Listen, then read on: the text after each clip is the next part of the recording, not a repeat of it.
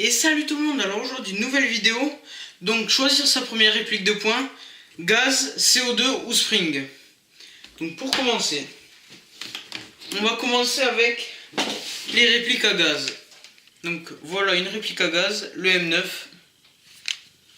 que je vous ai présenté dans ma première vidéo. Donc les répliques à gaz vont être pas chères, faciles à nettoyer. Et donc c'est ce que je vous conseille pour débuter l'airsoft. Donc ce M9 qui m'a coûté 100 €. Bon après je l'ai pris en Andorre, donc je l'ai payé un peu plus cher. Sur l'Illifolis il vaut 75 €. Donc pour commencer, cette réplique est très bien. Un M9 c'est facile à démonter, on trouve des pièces partout. Ça c'est moi qui l'ai mis en plus, le cache-flamme par contre. Donc on en fait un peu ce qu'on en veut, donc on peut s'en servir aussi bien en jouant sniper quand c'est QB, qu'en jouant gunner ou tout ce qu'on veut. Puis en plus, l'avantage des M9 c'est qu'on va trouver des holsters rigides assez facilement. Donc là je l'ai pas en vert, donc je l'ai acheté sur Wish, 6 €. Donc voilà ça va. Donc tac, on y a qui est là et sorti. Donc l'avantage aussi des répliques à gaz, elles vont être blowback, donc ça veut dire avec la culasse qui recule, ou non blowback, donc avec la culasse qui reste. Bon là j'en ai pas, j'ai que gaz blowback. Donc les inconvénients du gaz, on ne pourra pas jouer en toutes les saisons avec les mêmes gaz, car il y a des gaz plus forts que d'autres, et des gaz moins puissants. Enfin, c'est assez compliqué quand on rentre dans les détails. Donc voilà, là on a un blowback. Et par exemple, si vous jouez sniper, je vous conseille le MK23. Donc vous avez Tokyo Marui, je vous conseille le STTI, il est pas très cher. Pour commencer à sniper, c'est très bien. Donc voilà. Après vous avez les Glock, les SIG, donc ça c'est un Beretta, les M9, tout ce que vous voulez après. Voilà. Même les répliques Seconde Guerre mondiale, le plus souvent je pense elles fonctionnent à gaz. Donc voilà. Oui, donc pour revenir sur le gaz, il va vous falloir plusieurs bouteilles de gaz suivant les saisons. Donc un gaz il me semble plus fort pour l'hiver et plus léger pour l'été. Donc moi bon, j'utilise en toute saison le Ultra Air. Ultra Air, une bouteille de gaz, bon, ça coûte une dizaine d'euros. Donc comment recharger un pistolet à gaz? Vous avez une valve, vous prenez ça, vous le mettez dans la valve, comme ça, vous appuyez. Vous attendez quelques secondes. Donc après bon, vous mettez vos billets, mais moi j'en ai pas mis. Vous mettez dans la réplique, tac.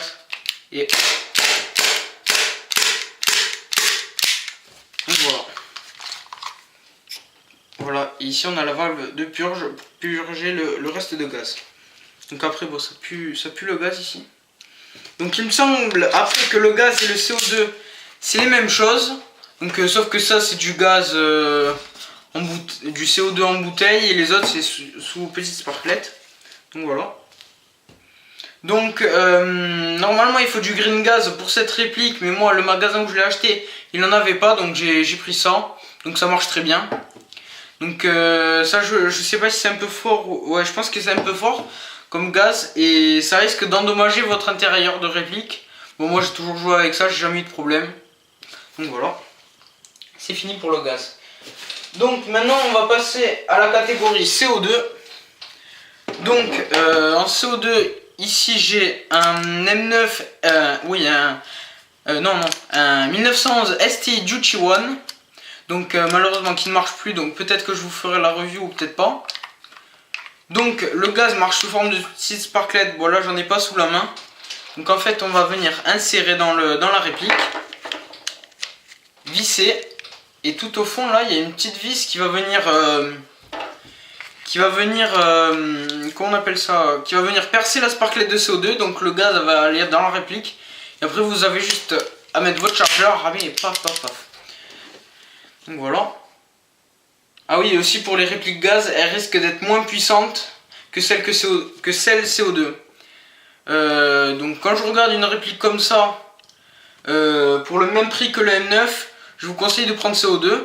Vous pourrez le jouer en toute saison, vous pourrez jouer ce que vous voulez et la puissance est vraiment meilleure.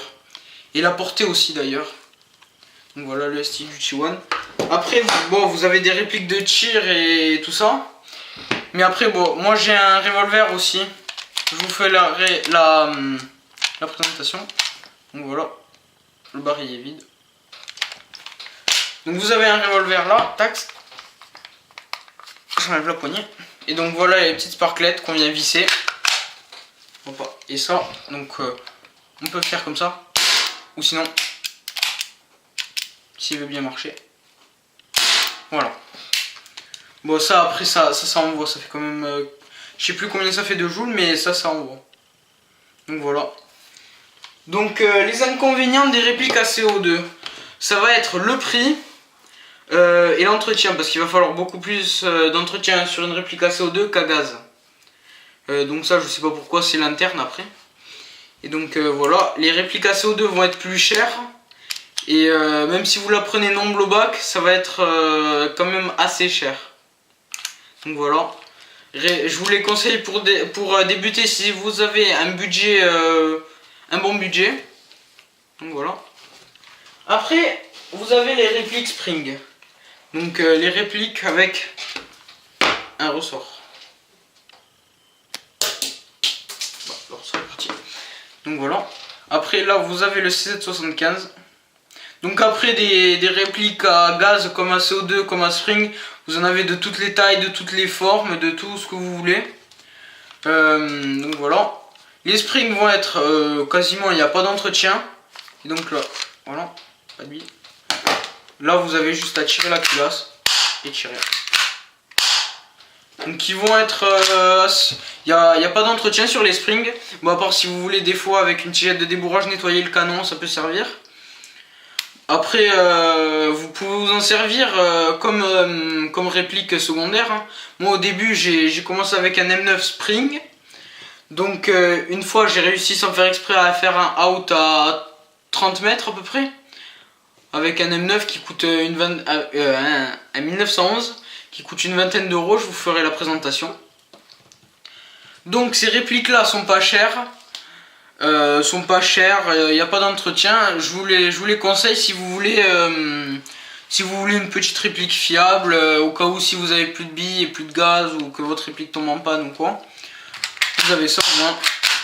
Vous avez une bonne portée, une vingtaine de mètres assez précis. Donc je vous les conseille. Donc voilà, la vidéo est terminée. J'espère que cette vidéo vous aura aidé à faire un choix entre votre réplique secondaire, entre gaz, CO2 ou Spring.